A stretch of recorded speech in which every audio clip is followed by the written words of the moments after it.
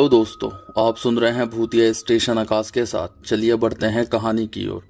एक आदमी गोपाल नाम का था। वो काफ़ी गरीब था। उसके परिवार में उसकी बीवी और दो छोटे छोटे बच्चे थे। वह गांव में रहकर मजदूरी करके अपना पेट पाल रहा था। लेकिन इसी बीच लगातार एक हफ्ते खूब बारिश हुई, जिससे उसको कहीं काम नहीं मिला, जिस कारण उसके भूखों मरने के दिन आ गए। एक दिन वो अपने घर के दरवाजे पर उदास बैठा था तो उसका दोस्त चमन उसके पास आया और बोला, अरे गोपाल, क्या हुआ? गोपाल, यार इस बारिश ने तो परेशान ही कर दिया, कहीं काम ही नहीं है। चमन, हाँ यार, कह तो तू सही रहा है। गोपाल, चमन तू तो शहर में काम करता है यार, मुझे भी लगवा दे, मैं और मेरे बच्चे तुझे दुआएं देंगे। चमन, यार वहाँ पर थोड़े पढ़े लिखे का काम है और तुझे तो अपना नाम भी। इतनी ही देर में गोपाल बोला, देख चमन, मैं इतना भी अनपढ़ नहीं हूँ, मैं अपना नाम लिख लेता हूँ। चमन, केवल अपना नाम? लेकिन वहाँ तो औरों के भी नाम लिखने पड़ते हैं।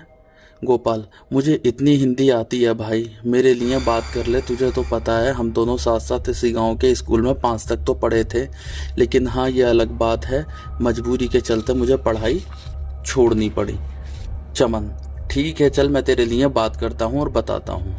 2 दिन बाद चमन गोपाल के पास आकर बोला, गोपाल, तेरा काम हो गया, कल से मेरे साथ चलेगा काम पर। खाना बांध लियो, सुबह 7 बजे निकलेंगे, 9 बजे से ड्यूटी शुरू, शाम 6 बजे तक फिर घर आ जाएंगे। गोपाल बहुत खुश हुआ और इसी के चलते वो शहर में काम करने लगा। वो सुबह को ट्रेन से गए और शाम को भी ट्रेन से आए। गोपाल भी अपने बच्चों के खातिर दिल लगाकर मेहनत कर रहा था। 2 महीने ठीक ठाक बीत गए। एक दिन चमन की तबीयत खराब थी, उसने जाने से मना कर दिया, तो गोपाल अकेले ही उस दिन फैक्ट्री पहुंचा। पूरा दिन ठीक कट गया कि तभी शाम को फैक्ट्री के मैनेजर ने कहा कि आज आप लोगों को देर से घर जाना होगा, आज छुट्टी रात को 10 बजे होगी। सबने हाँ कर दी और सबकी देखा देखी गोपाल ने भी। काम चलता रहा, रात 10 बजे सबकी छुट्टी हुई। सब तो शहर के थे, अपने घर चले गए। लेकिन गोपाल सीधे स्टेशन पहुंचा। स्टेशन पर इक्का दुक्का लोग दिख रहे थे। वो सीधा साधा था, ट्रेन का इंतजार करने लगा। अब स्टेशन पूरी तरीके से खाली हो गया, एकदम सुनसान। रात के 12 बज चुके थे। अचानक एक ट्रेन के हॉर्न की आवाज़ आई। डरा सहमा गोपाल खुश हुआ कि चलो ट्रेन तो आई। जैसे ही ट्रेन प्लेटफॉर्म पर रुकी, ट्रेन में से कोई नहीं उतरा, क्योंकि ट्रेन में कोई होता तभी तो उतरता। लेकिन गोपाल बिना सोचे समझे ट्रेन में चढ़ गया, क्योंकि उसे घर पहुंचना था। ट्रेन बिल्कुल खाली थी। डिब्बों में ना तो कोई यात्री और ना ही किसी तरीके की आवाज़। गोपाल ने सोचा कि वो आराम से सो जाएगा, क्योंकि ट्रेन से उसके गांव का 2 घंटे का रास्ता था। वो अपनी सीट पर बैठ गया और खिड़की से बाहर के घने अंधकार को देखने लगा।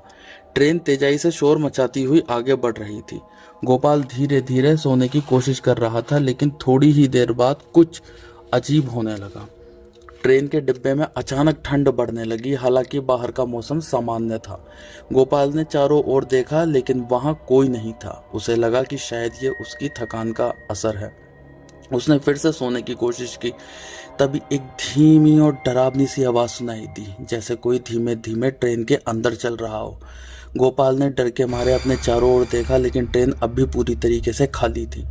फिर भी उसे ऐसा लग रहा था कि जैसे कोई उस पर नजर रखे हुए है। उसे लगा शायद ये उसका वहम हो कि तभी वहां की लाइट जलने बुझने लगी। अब उसका दिल तेजी से धड़कने लगा कि तभी सब शांत हो गया और किसी के हंसने बोलने की आवाज़ आने लगी, जैसे कई सारे लोग हंस बोल रहे हों।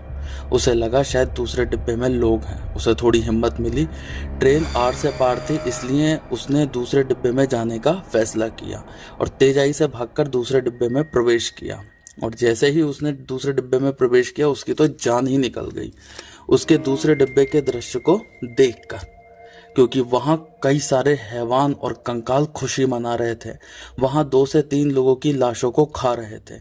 वो उन लाशों को उधेड़ने में इतने मग्न थे कि उन्होंने गोपाल को नहीं देखा। गोपाल ने एकदम खुद को संभाला और पीछे को मुड़ गया। वो बेहद डर गया था।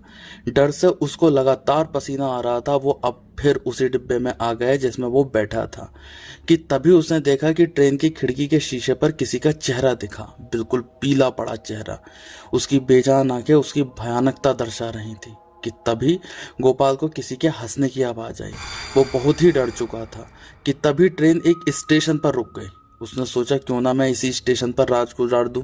लेकिन जैसे ही वो गेट पर पहुंचा वो हक्का बक्का रह गया, क्योंकि वो लाशों का स्टेशन था जहां पर पूरे प्लेटफॉर्म पर लाशें पड़ी थीं और पेड़ों पर भी लाशें लटकी हुई थीं। उनमें से खून टपक रहा था। वो समझ चुका था कि वो बुरी तरीके से फंस चुका है, उसका बचना मुश्किल ही है। वो एकदम से ट्रेन के अंदर हो गया और दरवाज़ा बंद कर लिया। ट्रेन ने हॉर्न दिया और चल दी हल्के हल्के। गोपाल ने खिड़की से झांक कर देखा तो पूरे स्टेशन पर खून और लाशों के सिवा कुछ नहीं था। उसका पूरा खून जम चुका था। वो सोच रहा था कि काश वो अपनी फैक्ट्री के मैनेजर से बोल देता कि वो रात को देर तक काम नहीं कर सकता, तो अब उसे जिंदगी के लिए जूझना नहीं पड़ता। उसे फिर से भयानक हंसने की आवाज़ आने लगी और अचानक से ऐसा लगा जैसे बहुत लोग उसकी तरफ आ रहे हों। उनके जूतों की तेज आवाज आ रही थी। वो इतना डर गया कि उसे कुछ समझ नहीं आया और वो एकदम से सीट के नीचे छिप गया। लगातार तेज आवाजों से उसके दिमाग में दर्द होने लगा। कभी किसी के चीखने की तो कभी किसी के रोने की भयानक आवाज आ रही थी। इसी भयानक उधेड़-बुन में वो इतना थक गया कि उसकी आंख कब लग गई उसे पता ही नहीं चला। जब उसकी आंख खुली तो देखा सूरज की रोशनी ट्रेन में आ रही थी और लोगों का शोरगुल हो रहा था। गोपाल को अभी भी यकीन नहीं था कि वो जिंदा है और ऐसी भयानक जगह से बच गया। जब वो सीट के नीचे से निकला तो सब लोग उसे घूर रहे थे, लेकिन वो सबको देख रहा था और खुश था कि सच में रात के उस भयानक शांति से ये दिन का शोरगुल कितना अच्छा है। सच में जिंदा इंसान का जीवन शोर में ही है। तो दोस्तों, आपको हमारी कहानी कैसी लगी कमेंट बॉक्स में ज़रूर बताएं। और आप अगर हमारे चैनल पर नए हो तो हमारे चैनल को सब्सक्राइब कीजिए और बेल आइकन दबाना ना भूलें। धन्यवाद।